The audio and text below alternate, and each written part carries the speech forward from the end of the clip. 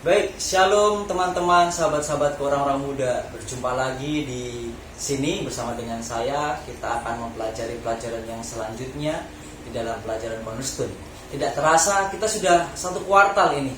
Dan pada saat ini kita masuk ke sahabat yang ke-13, di mana pelajaran kita sepanjang minggu ini berbicara mengenai salah satu peristiwa yang terjadi di Israel, yaitu Raja Yosafat. Nah, untuk lebih jelasnya nanti kita akan bahas sama-sama. Yang terpenting pada saat ini kita bertemu dengan dan ditemani dengan seorang sahabat kita, teman kita.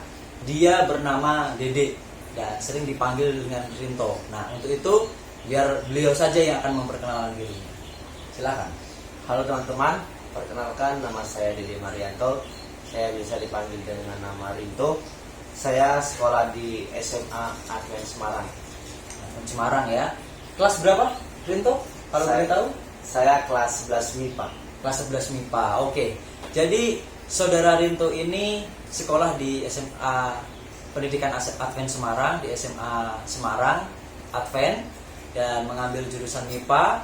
Dan bila mana ada teman-teman yang rindu untuk berkenalan, berteman, bersahabat dengan Rinto, kalian bisa cek Instagramnya yang mungkin ada di bawah nanti.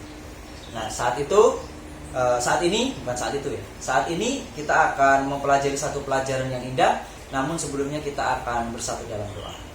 Tuhan di surga, terima kasih untuk kesempatan yang boleh kami rasakan saat ini. Pada saat ini kami akan belajar firman Tuhan mengenai pengalaman daripada Raja Yosafat. Kiranya Tuhan boleh berkati kami serahkan ini semua di dalam nama Tuhan kami, Tuhan Yesus Kristus yang adalah Tuhan dan Juru Selamat kami yang hidup. Amin. Baik, kita belajar pada saat ini adalah tentang Raja Yosafat. Raja Yosafat ini adalah raja yang dicintai atau disenangi oleh Tuhan ya. Kira-kira apa yang membuat Raja Yosafat ini disenangi oleh Tuhan? Kalau menurut kamu apa nih? Karena Yosafat hidup mengikuti jejak yang dahulu dari Daud, bapak leluhurnya, dan tidak mencari Baal-Baal. Oh, jadi Yosafat ini adalah seorang raja yang hidup seperti Daud ya, menjauhkan diri dari Baal-Baal ya. Dan ini berbeda dengan orang tuanya ya. Siapa nama orang tuanya itu? Asa. Iya, Raja Asa ya. Raja Asa ini tidak dicintai, namun akhirnya raja daripada selanjutnya yaitu Raja Yosafat ini dicintai oleh Tuhan oleh karena dia mengandalkan siapa? Mengandalkan Tuhan. Oke. Kira-kira ini menurut kamu dari kepemimpinan Raja Yosafat, Alkitab atau tokoh Alkitab lain yang mirip-mirip seperti Yosafat itu siapa ya menurut kamu? Yusuf. Kenapa Yusuf itu seperti Yosafat, mengingatkan kamu seperti kehidupan Yosafat ini mengingatkan kamu dengan Yusuf? Kenapa dengan Yusuf? Karena Yusuf selalu mengandalkan Tuhan meskipun dia dijual kepada budak, jadi budak, dan dia dimasukkan penjara, dia tetap mengandalkan Tuhan. Oke, dia mengandalkan Tuhan oleh karena segi apapun dia tetap mengandalkan Tuhan ya. Jadi dimasukkan ke dalam sumur, dia tetap mengandalkan Tuhan. Dijual di Mesir, dia mengandalkan Tuhan. Kemudian dia apalagi? Masuk penjara juga mengandalkan Tuhan. Bahkan dicobai dengan istri Potifar ya. Iya, itu dia lebih memilih keluar. Nah, ini satu kepemimpinan yang hebat juga ya mengenai Yusuf. Dia lebih memilih keluar dari kerajaan dibanding mendapatkan kesenangan secara pribadi. Nah, ini yang harus menjadi pelajaran kita untuk teman-teman ya, untuk kita yang masih muda ini, teman-teman milenial. Jadi janganlah kita mencari kesenangan pribadi, tetapi lebih mengutamakan apa yang menjadi kepentingan Tuhan. Nah, lalu dari sikap ataupun kehidupan daripada Yosafat ya, kita kembali lagi ke Raja Yosafat. Yusufnya kita pinggirkan dulu. Yosafat, kira-kira hal-hal atau sifat apa yang mungkin menjadi teladan bagi kita orang-orang muda dengan adanya Yosafat ini? Saya tertarik di dalam 2 Tawarik 17 ayat 6 Pak Pendeta. Ya, itu bicara tentang berisi Dengan tabah hati ia hidup menurut jalan yang ditunjukkan Tuhan.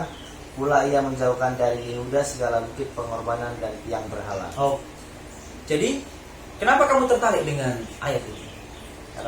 Karena Yosafat menjauhkan Yehuda dari bukit pengorbanan dan tiang berhala. Iya, berarti dia menjauhkan orang-orang Israel ya, orang-orang suku Yehuda itu untuk jauh daripada para berhala ya.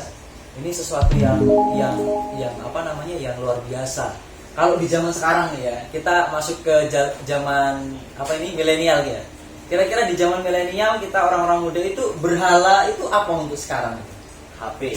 HP, kenapa HP? Ya pokoknya apa yang membuat kita jauh dari Tuhan itu adalah berhala. Itu adalah berhala. Oh iya ya. Jadi teman-teman, tadi sahabat kita bilang bahwa apapun yang menjauhkan kita dari berhala itu, menjauhkan kita dari Tuhan itu adalah berhala. Ya kemungkinan tadi contohnya adalah HP ya. Ini adalah sesuatu pelajaran yang dibuat kita.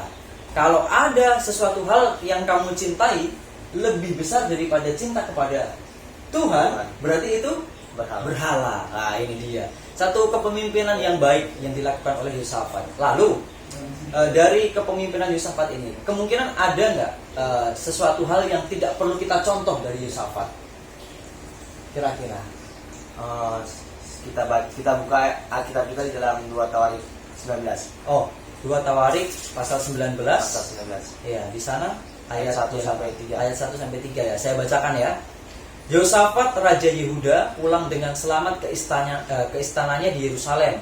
Ketika itu Yehu bin Hanani, pelihat itu, pergi menemuinya dan berkata kepada Raja Yosafat, sewajarnyakah engkau menolong orang fasik dan bersahabat dengan mereka yang membenci Tuhan?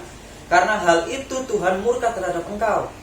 Namun masih terdapat hal-hal yang baik padamu, karena engkau menghapuskan tiang-tiang berhala dari negeri ini dan mencari Allah dengan tekun. Oh, jadi menurut kamu kira-kira hal yang tidak boleh kita contoh dari Yosafat ini apa?